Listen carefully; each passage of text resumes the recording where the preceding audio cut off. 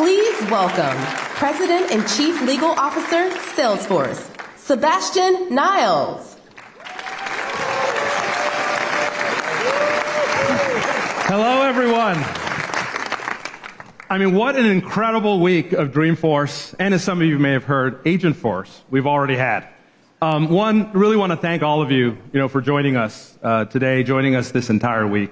It's just been incredible innovation, right? Who feels that way? Has it been amazing innovation?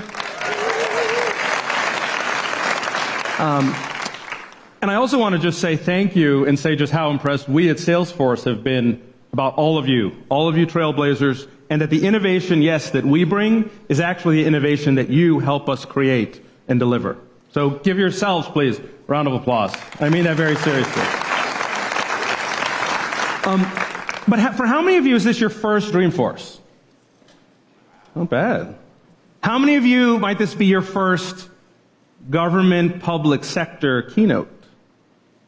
Okay, pretty good. It's actually also my first government public sector keynote.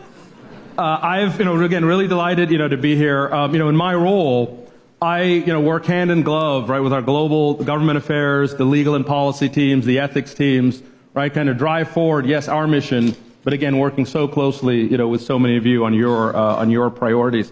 What I also wanted to highlight, some of you may know, did you know that we celebrated 25 years of Salesforce this year? And I know that's what everyone's really excited about, but what I'm also excited about, and many of you are excited about, 10 years of government cloud. And what I want to actually highlight, some of you, as a fun fact, some of you may already know this, about 10 years ago, our founder and CEO, Mark Benioff, was appointed by the U.S. President to lead the IT Information Technology Advisory Commission for the United States.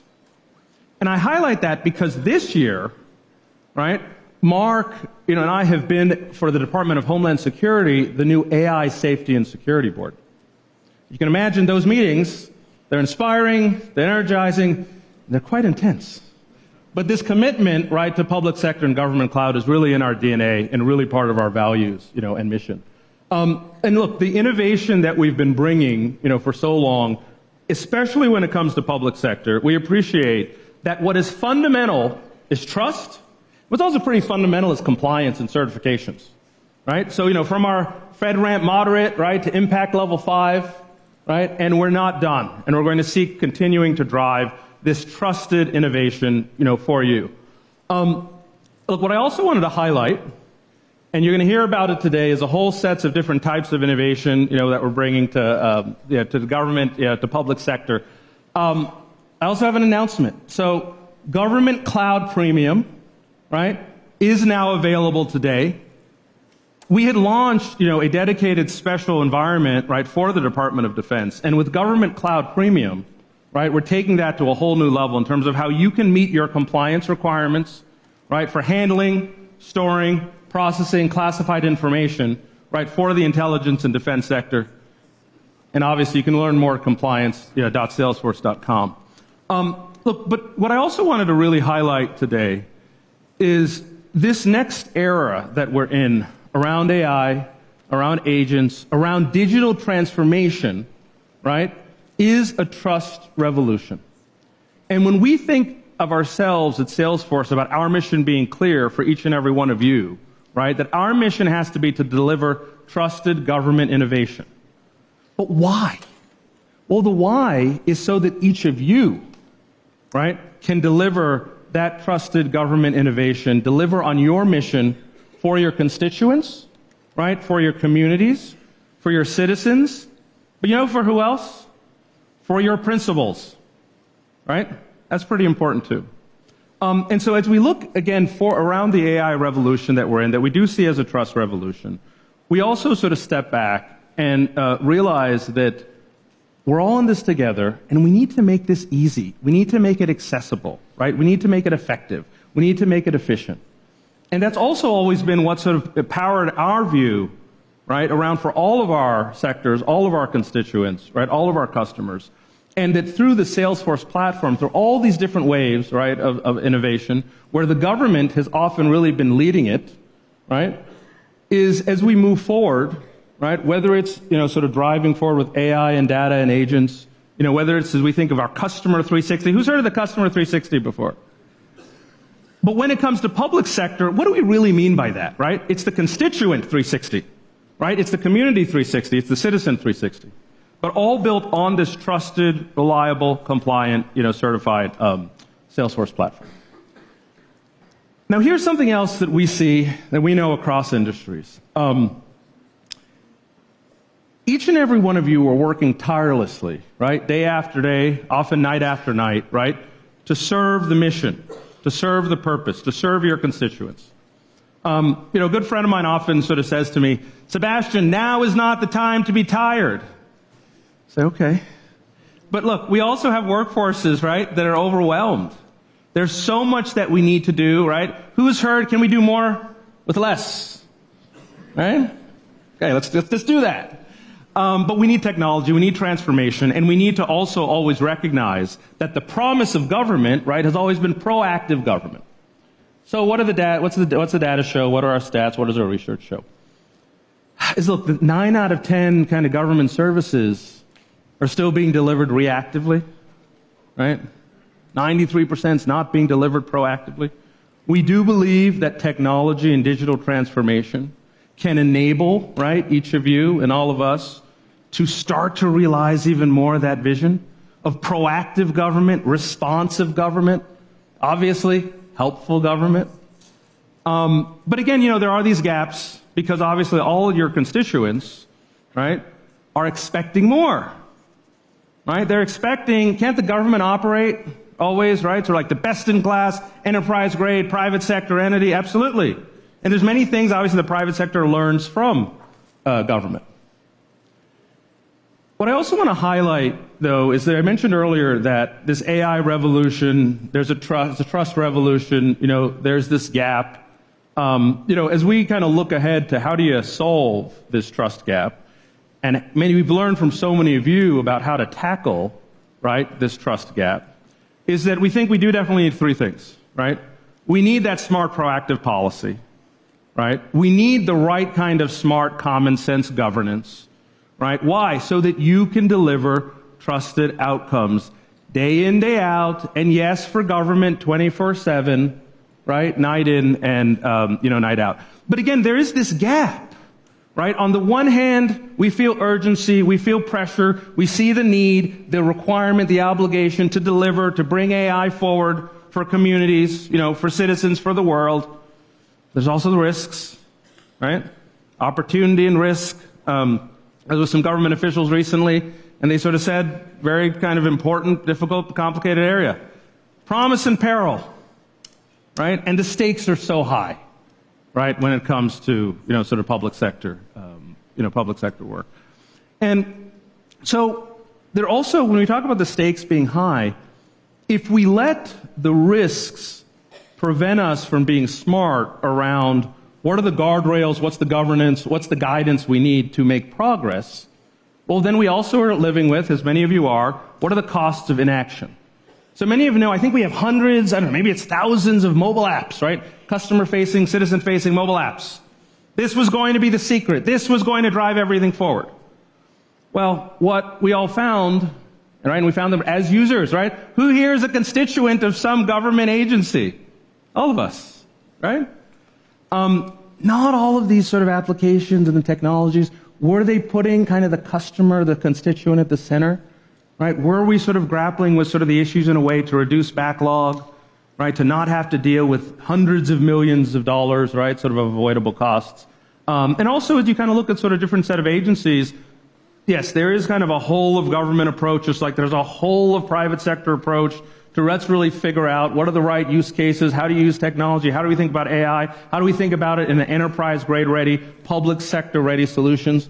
But we're still probably at like 39%, right, of sort of evaluating these, sort of different set of cases. So, the cost of inaction is high. The opportunity, right, is before us. But this path to drive ourselves forward, again, so that we can incrementally, but then also transformationally deliver on the promise of proactive, responsive, engaged, trusted government, is we do think we need a guide, right? A trusted advisor.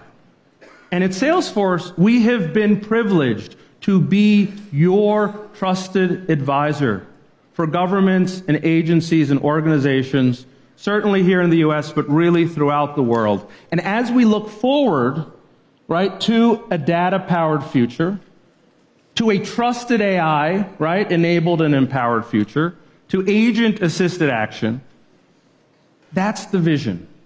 And you're going to hear a lot more today about how we want to, again, deliver on that vision for you. Keep, please, the feedback coming, because as I noted before, our vision and mission is to deliver trusted government innovation. But the why is that so you can deliver for your constituents, for the citizens, for the communities, and for your principals. So let me get off the stage and welcome former federal CIO, Mia Jordan, and amazing Salesforce Superwoman. Please.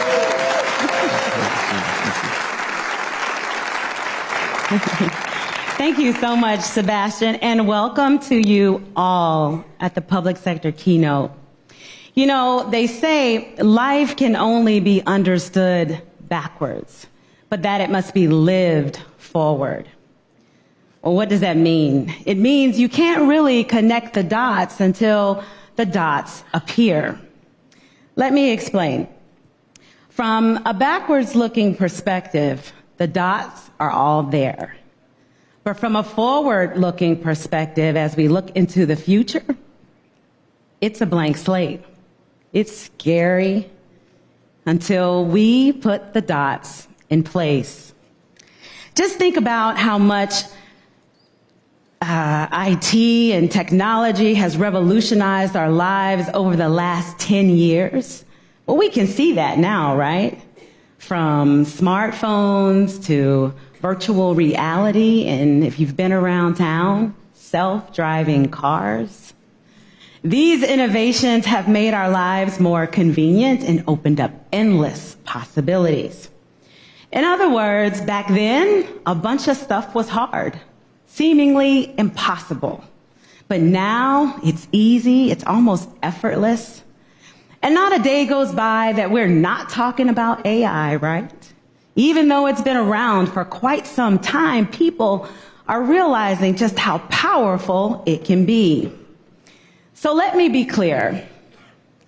AI is a catalyst for profound change. And we all know that a catalyst is when small amounts of one chemical drives a massive change. Therefore, for government, AI can be that catalyst, that force multiplier that transforms every aspect of government. You see them here on the screen, and bless you. Policy and actions to fraud detection, citizen engagement, and so many more. I hope you're starting to put the dots in place. And if you are, I have great news. You're in the right place. For more than a decade, we have been investing in AI technology and advising our customers on how to accelerate transformation by bringing AI into the flow of work. So, you're probably wondering, well, Mia, how do we do that? Well, through the lens of opportunity. And as Sebastian said, rising citizen expectations, opportunities to connect experiences, simplify service delivery, and create seamless interactions. Technology disruption, if embraced, can be more opportunity. Opportunity to increase efficiency and productivity. And lest we not forget, rising employee demands. Because we all are doing more with less, right? Well, this is just more opportunity. Opportunities to empower individuals and teams with digital tools so that they can be more productive. You can deal with all of the staff shortaging and increase responsiveness. This is the power of the Salesforce platform. your single source of truth that helps you create connected experiences. And as we move forward, we are dealing with this constituent 360, and we have Data Cloud and the Salesforce platform. All of these things are trying to figure out what can you do with. And that is going to introduce Agentforce. Agentforce is proactive AI agents that can scale across your workforce, helping to simplify operations for HR, IT, and even finance. Again, helping your employees to simplify and connect the dots so that they can do their best work. And as we move forward, we are looking forward to talking with our trailblazers about the kind of transformations that they are leading. This brings us to California EDD. The California Employment Development Department is transforming the customer experience for millions of residents right here in San Francisco and all across the state. It brings me great pleasure to welcome you to the stage, Nancy, Director for California EDD. Thank you so much, Mia. I really appreciate it. I really am looking forward to talking about the modernization that we're going through at EDD today. So thank you so much. And a quick shout out to all the EDD staff that's here and all statewide staff. We love it. All right. Thank you. Well, you know, it's important, I think, to always reflect and look backward to really appreciate where we are today. And I know when we talked, COVID was essentially that catalyst that really propelled your organization on its modernization journey. Can you share with us how that happened? Absolutely. How long do we have? I'm just kidding. So one of the things I just wanted to start with is that, you know, EDD is one of the largest state departments in the state of California. We have almost 10,000 employees. We had 14,000 during the pandemic, over 200 offices statewide, and we really are a stabilizing force for those who find themselves without a job. We distribute billions of dollars a year in unemployment insurance, disability insurance, as well as paid family leave. We also assist employers and employees when they're looking for a job. Little known fact, we actually collect 40% of the general fund, making us the largest personal income tax agency in the country, second only to the much beloved IRS. So, you know, basically what happened, I really like what you said about looking back to move forward.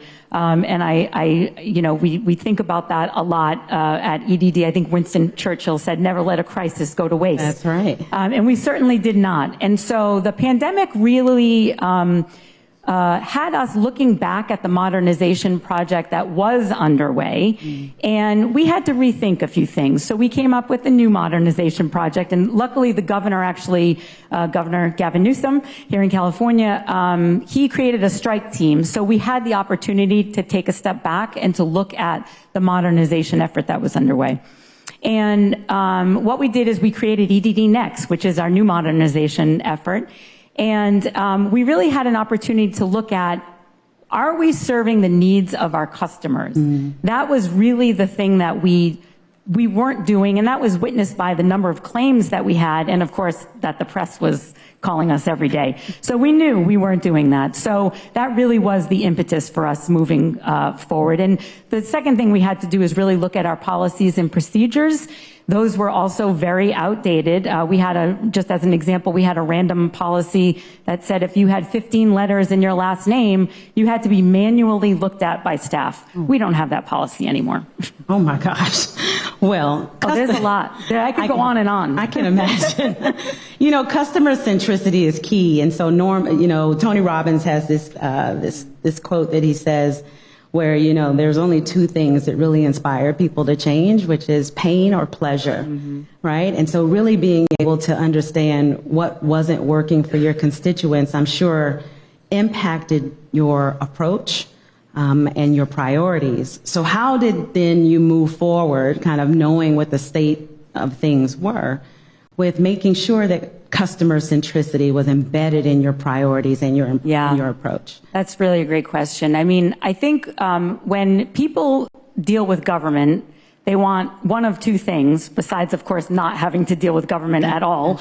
But they want self-service. They want to be able to do things on their own without the intervention of anyone, or they want to be able to call and get through to someone quickly and get their issue resolved. So two things that we did pretty quickly in the pandemic was we created a customer experience team, which basically just looks to the needs and the preferences of customers. We ask them, what are your needs and preferences? We also created a user experience team, which takes a look at the applications that we use and make sure that they're user-friendly and that the staff can also use the application in an efficient manner. A couple of things that we did, and I'll just give a really good example, I think, is at the beginning of the pandemic, we were overloaded with phone calls. 1 week we had 10 million phone calls in 1 week. And that was about the average, I would say, throughout the beginning of the pandemic. And we realized that people were calling to just simply ask for the status of their claim. And we had no way to communicate with them really what the status of their claim was. Pre-pandemic, we could send out a few million, which I know sounds like a lot, but when you're dealing with, 20 million claims over the course of the pandemic, a few million is not enough. And what we did was we partnered, luckily, brilliantly, partnered with Salesforce and was able to use the Salesforce Marketing Cloud. And I'm not just saying this, we did use the Salesforce Marketing Cloud, and we were able to send out 200 million emails with vital information, which is basically the status of your claim. And so that's less people calling the call center. Yeah, especially when it comes to unemployment, right? People are typically unfamiliar, right? When they're first engaging with it, they have no idea what to expect. So that's incredible. Now, as we kind of think about how you've moved forward, so how are you kind of measuring success? Like, what does success look like at this point? And I'd probably I'll make it a two-part question and say, then what advice would you leave to the audience? Yeah, so I think that's a great question on measuring success. I think one of the best ways for a department like EDD to measure success is to see a reduction in the number of calls. Mm-hmm. And that means more self-service.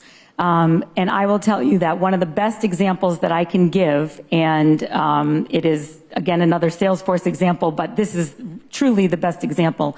We created recently a new single sign-on portal. So whichever benefit program you're looking for at EDD, there's one place that you can sign on and get the information that you're looking for. Well, we created My EDD, which is the single sign-on portal, and it alleviated the need for people to call to reset their password. So a little bit of self-service. We really, dug into the self-service in the portal. And, over the past 6 months, 2 million Californians have reset their password using the My EDD portal. And that is 2 million people that do not have to call our office.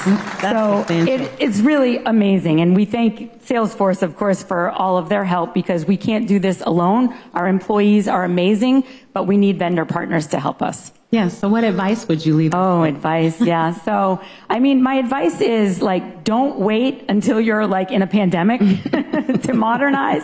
You should really modernize iteratively and often. I would suggest understanding there are budget constraints, with some entities. Look at your policies and procedures, because if you don't change your policies and procedures, the IT isn't going to matter that much. If we still had the 15-letter policy, that would be silly, right? So, and I highly suggest asking your customers what it is that they want, because you might know what you think it is, but if you ask them and work with them, and one of the ways that we're kept in check is the voice of the customer. Yes. And so we, that's how we get kept in check by our customers, is our Voice of the Customer program. And they basically will, we scour social media, and we look for the good, the bad, and the ugly, and we want to keep doing more of the good and fix the bad and the ugly. Fantastic. Thank you so much for sharing your story. Thank you, everybody. And we wish you continued success on your transformation journey. You know, it's stories like that that really help put into perspective the why behind all of our work. It's all about impact. At Salesforce, we are committed to bringing innovations to life to help teams like Nancy's and yours change the face of government experiences forever. Which brings me to an exciting announcement. AI for Public Sector Solutions. Now, just imagine embedded AI with smart, one-click actions tailored to fast-track public sector use cases. An example that I think we might all be able to relate to is the fact that government agencies often have hundreds, if not thousands, of policies and regulations, like Nancy talked about, to adhere to. And from administration to administration, they're always changing. Well, leveraging AI in the flow of work can help caseworkers quickly find the relevant policies for the case they're working on, and it can help your new staff get up to speed even faster. Now, let's take a look at how embedded AI can help with the example of a workplace safety complaint. But first, help me welcome my demo drivers, Alana and JQ.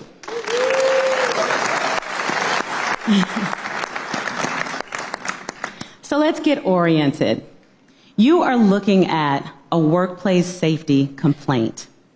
And at the right side of the screen, AI for Public Sector Solutions is pulling from Data Cloud.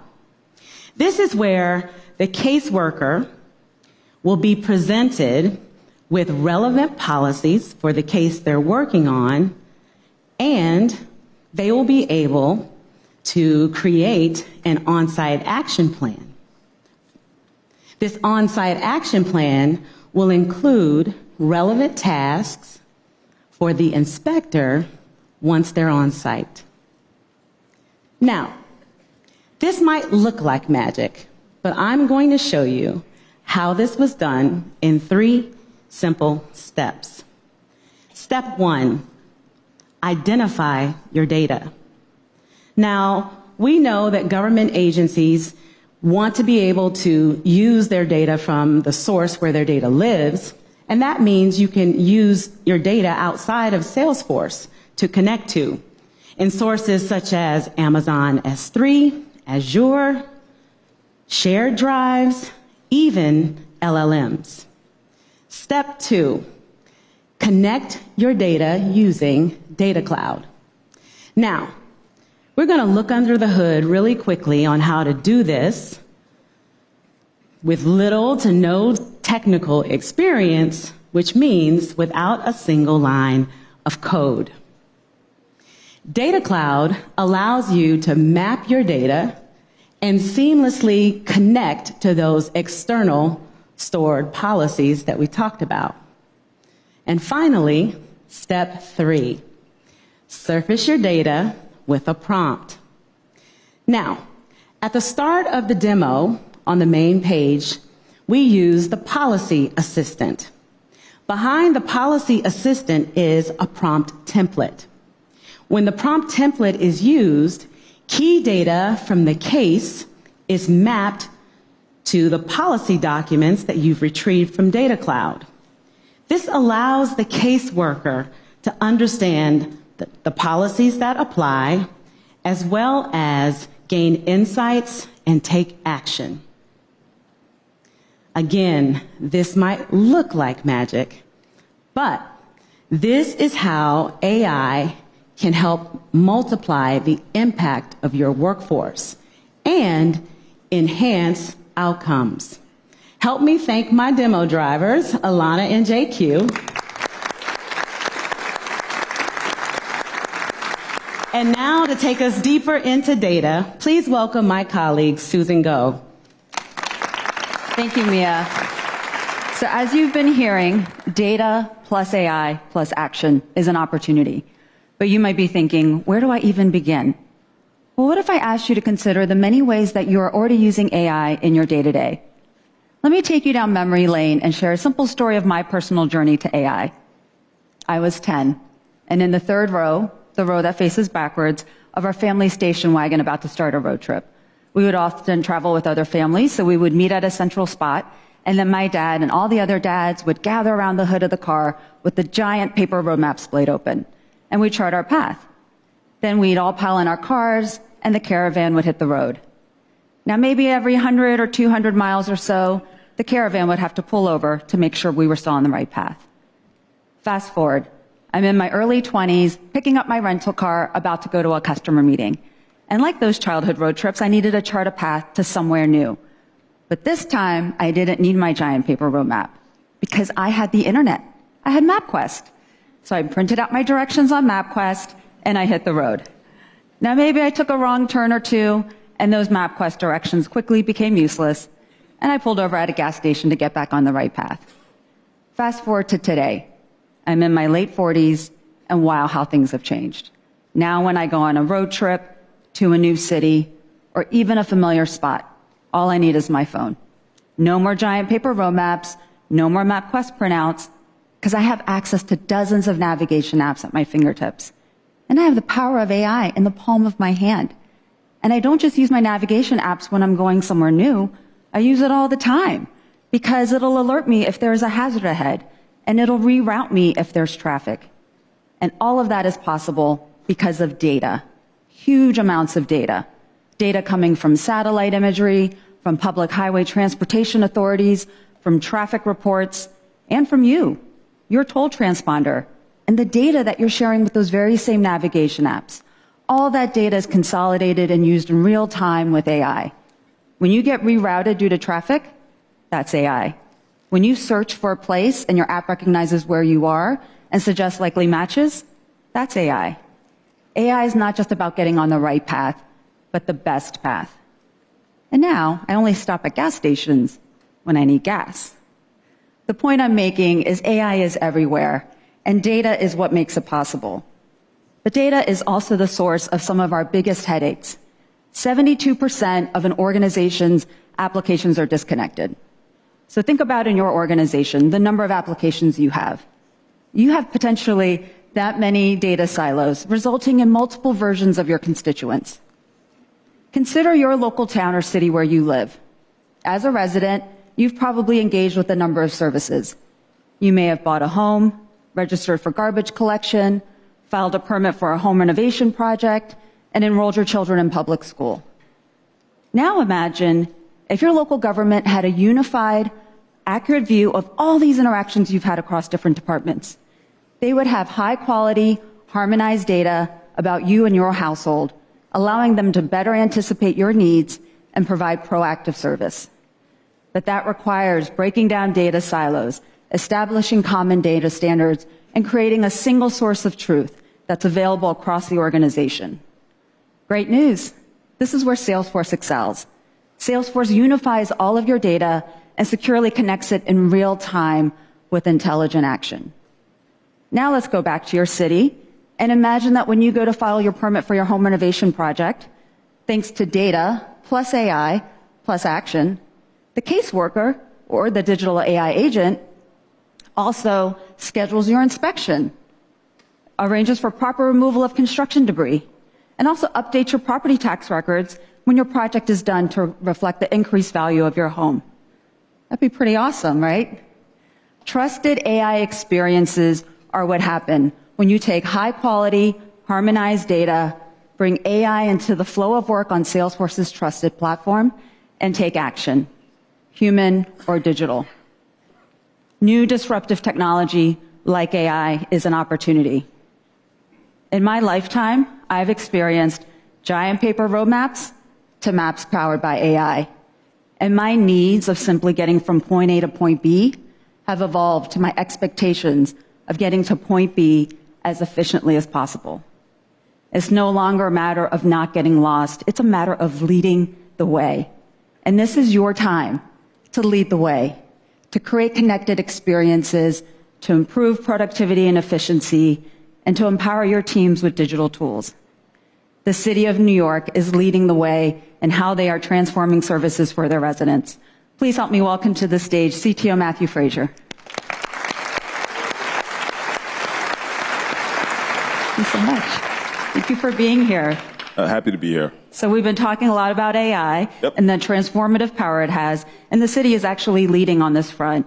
Can you tell a little bit more about the strategy that the city is taking around AI?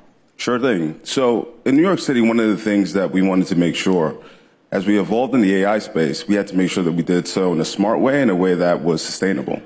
So when you look across technology and you look over the last decade and how many tech revolutions we've had, there's been plenty of them, right? Within the last 2 years, one would have argued that crypto and blockchain was like the top of the priority list for everyone. Here we sit 2 years later, and that's not a conversation at this moment. At that time, people were asking the city of New York, when were we going to evolve into that space, and when will we bring our own digital currency out? And we said that that's not a smart play for the city. We wanted to make sure that we did something that reflected the needs of the people of the city. So for artificial intelligence, what we did last year is we announced an AI action plan that set a framework of how the city would emerge into the AI space.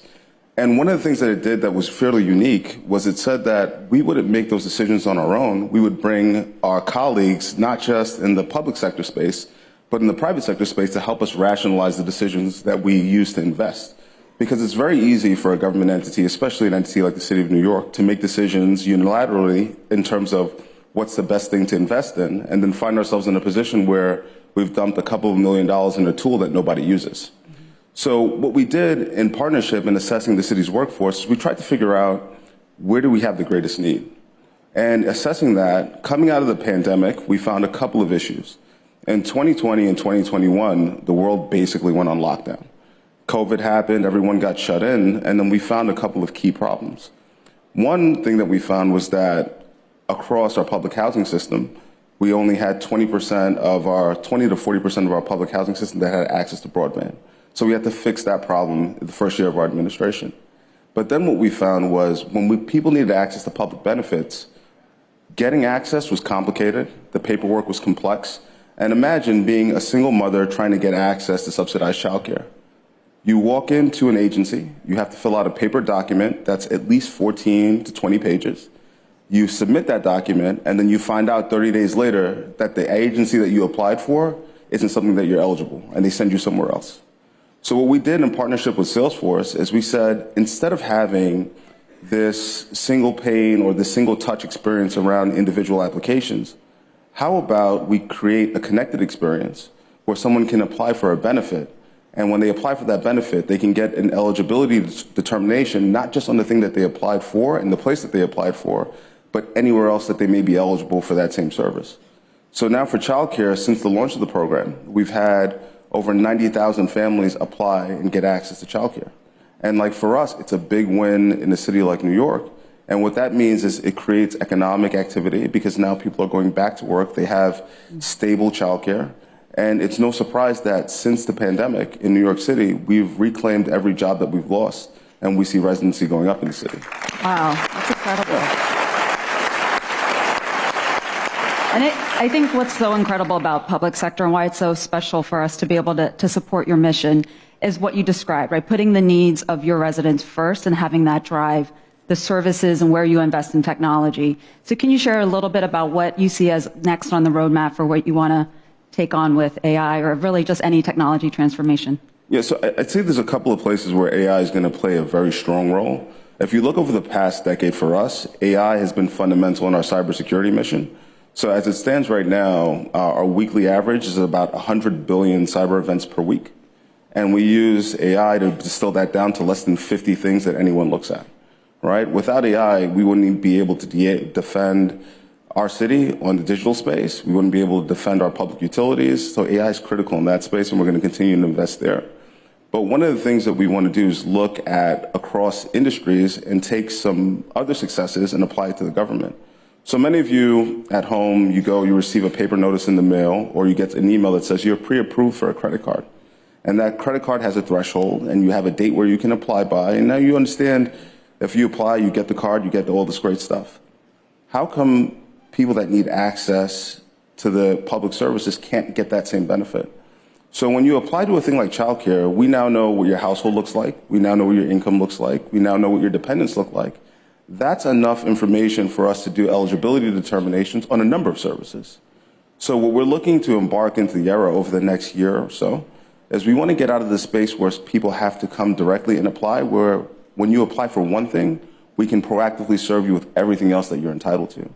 And if we can bring up the quality of life for those that have access to the least in our city, then it will bring up the entire economic prosperity of the city as a whole. So that's what we're going to focus on the next year or so. Wow, that's incredible. Thank you so much for joining us today and for your time. Thank you. And for sharing the transformational work that you're leading with the City of New York. Happy to do it. Thank you. Thank you. Wow, that is incredible. And as you've been hearing all week, and we've just heard from CTO Frazier and the work that he's leading in the City of New York, AI is everywhere, and it's an opportunity, and it needs your data. So I am happy to announce that Data Cloud will soon be available in our trusted government cloud. Yes.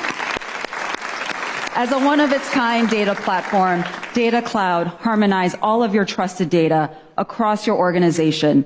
It makes it available to your mission-critical applications, allowing you to securely connect it in real time with intelligent action. Action that drives your mission forward. Now, to help us talk more about the opportunity of empowering your teams, please help me welcome to the stage Karen Rewalt. Thank you, Susan. Thank you, Susan. I'm so excited to see how government agencies like New York City are breaking down the data silos. Having worked with caseworkers for the last 15 years, I've seen how those data silos make it difficult to help constituents. But we know that having the right data married with a strong data strategy is a solid foundation to fall in love with your data. And yes, you guessed it, data is my love language. My passion as a product manager is developing data-driven solutions. But we know that data can have its downside. There's so much information, finding what we need when we need it can be really challenging. Let me illustrate this with an example and a question to you. Now, without looking at your phones, raise your hand if you think you have at least 1,000 photos on your phone. 1,000? Okay. What about 10,000 photos? Yeah. I've seen your Dreamforce post, 50,000 photos for those picture lovers out there, some of them. All right, on average, a phone contains 32,000 photos. Now, what if I asked you to find a photo to prove that your dog is cute? Well, that's easy for me. I've got thousands of pictures of my dog being cute. But what if you're looking for that one photo, the one with him in his police costume? I actually couldn't find it. I had to ask my kids for help. But guess what? They found it for me. Isn't he cute? This frustration of trying to find a needle in the haystack is the same for public sector. You have information everywhere. So is it surprising that 50% of digital workers say they struggle to find information they need to do their jobs effectively? And that's why at Salesforce, we're developing solutions specifically to help public sector agencies to help impact lives for the better, to improve collaboration and productivity with AI, so that we can make sure that you can make your data your agency's love language as well. Because we know data, AI, and action are better together.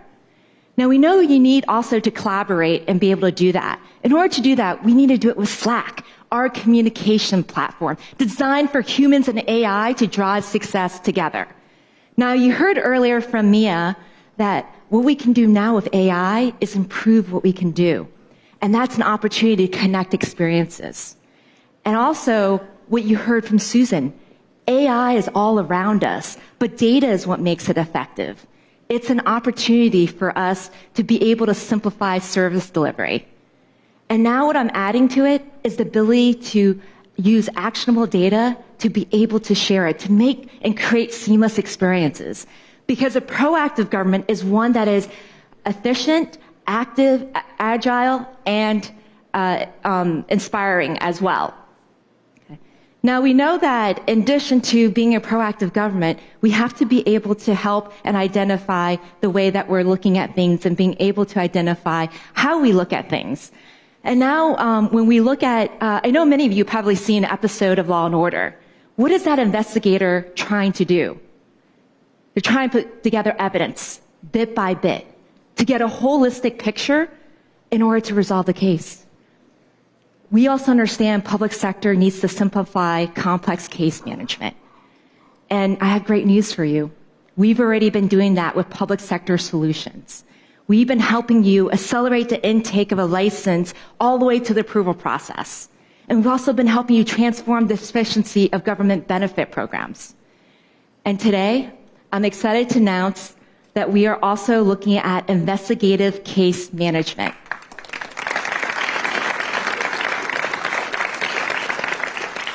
To help you review and manage evidence, to help you use automated workflows and embedded AI to be able to look at violations and risks all the way to resolution. Now, what I like to do is now check out the demo. Now, it's not only for law enforcement, but it's also for workplace safety, as well as for a benefit eligibility fraud detection. Let's check it out in action. Okay. I'm going to show you 3 things in this demo. First, information in one place. Second, AI in the flow of work. And third, streamline investigations. But please welcome back my demo drivers, Alana and JQ. Now, a few weeks have passed since our first demo that we saw with the workplace safety complaint. Now the agency administrator is on the go looking at activity across the agency. In Tableau Pulse, she can visualize and see the patterns in the data. And with AI, generate a list of recommended questions that you see at the top of the screen. In Bold, she can see why the complaints are increasing. And with this information, the agency launches an investigation to understand why the complaints are recurring. This is where information is one place where you can proactively identify trends and take action. Now a meticulous investigator is being assigned with the new Investigative Case Management app. Here, she first wants to understand the history. With this information, remember AI and public sector solutions that we announced earlier? This is where it comes to life, seamlessly integrated into the complaint casework. She can see a summary on your right-hand side of the prior violations, and then she can target the non-compliant issues. Now, over in the case overview, she can get a single complete view. She can see the information on the complaints and assessments. And that previously what required multiple screens is now available in a single view, meaning faster insights and better data-informed decisions. Now she sees that there's still one on-site inspection in progress, and she wants to get a quick update. She turns to Slack to message directly with her team so she can get the latest information and details. This is where the inspector and subject matter expert can get the latest information from the investigation, sharing evidence, and additional details. Slack AI on your right-hand side helps you summarize all the conversations given the amount of information, helping your team quickly get up to speed. Now, back in Salesforce, she can review additional evidence. With MuleSoft, additional evidence are added automatically, significantly reducing the manual workload. And now, with the information, she can click on the accident report and get into more details.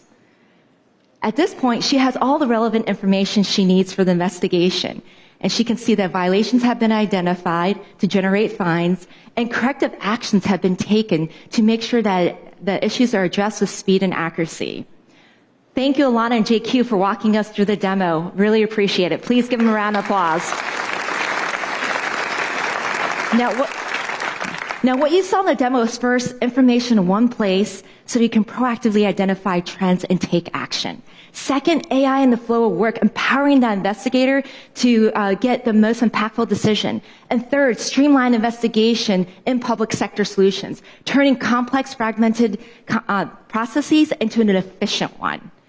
This is the future of public sector efficiency and collaboration, and it's all available in our new investigative case management. We also understand in public sector, you're facing a staffing crisis. And today, we're also announcing our Talent Recruitment Management app. Okay, you guys can clap too. The ability for you to hire and recruit the right staff. Now, we know all of our public sector innovations are available to you by amazing partners from around the world. Salesforce helps you transform how you work today to be ready for tomorrow. Data, AI, action makes it better. This is where we are able to create connected experiences, opportunities for us to drive simplified service delivery and create seamless interactions. On top of all this, we can't forget about trust and compliance. Who better than to lead that conversation than Sebastian? Sebastian, please come on back to help close us out. Thank you, Karen.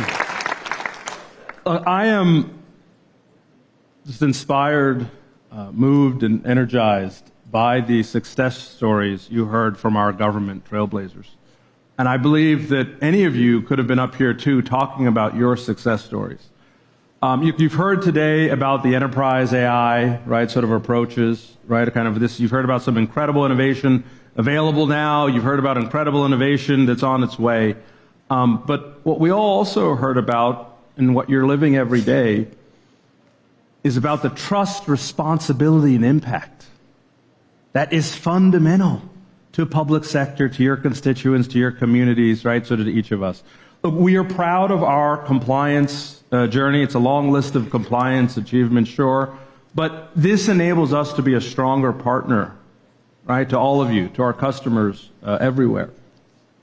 And look, what I would also note is, you heard at the keynote, right, don't DIY your AI, right? You heard about Agentforce. You heard about all these very fundamental kind of principles. But what I also want to highlight, particularly for public sector in this group and each of you, is that our mission at Salesforce is to empower each of you to bring the right technology, the right transformation, and the right solutions so that you can do your jobs better, faster, more efficiently, more effectively, right?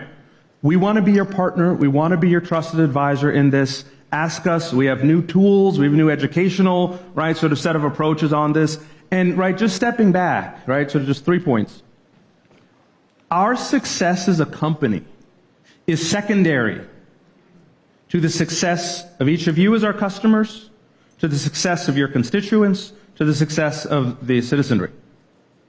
Two, look, selfishly, when I asked at the beginning, right, which of you are citizens and constituents that have high expectations for government and agencies, right? All of us, right? The more you are equipped, right, the better, right? This sort of all is going to ultimately, right, work out, right? Better response times, better services, more personalized engagement. But lastly, right, we talk about the mission, trusted government innovation, sure, so you can innovate, right, for all of your constituents. But what's the core of the mission? It's the greater good. If we all do this right together, everybody's going to benefit. We're going to have more transparent governments, more accountable government institutions, more proactive agencies. We're all going to be able to enjoy what we do more because each of you that have chosen to spend your times, your livelihoods, your careers, your priorities in government means you care so deeply, and we are just blessed and honored and have great gratitude that each of you have chosen to partner with Salesforce on this journey. So thank you. Happy Dreamforce.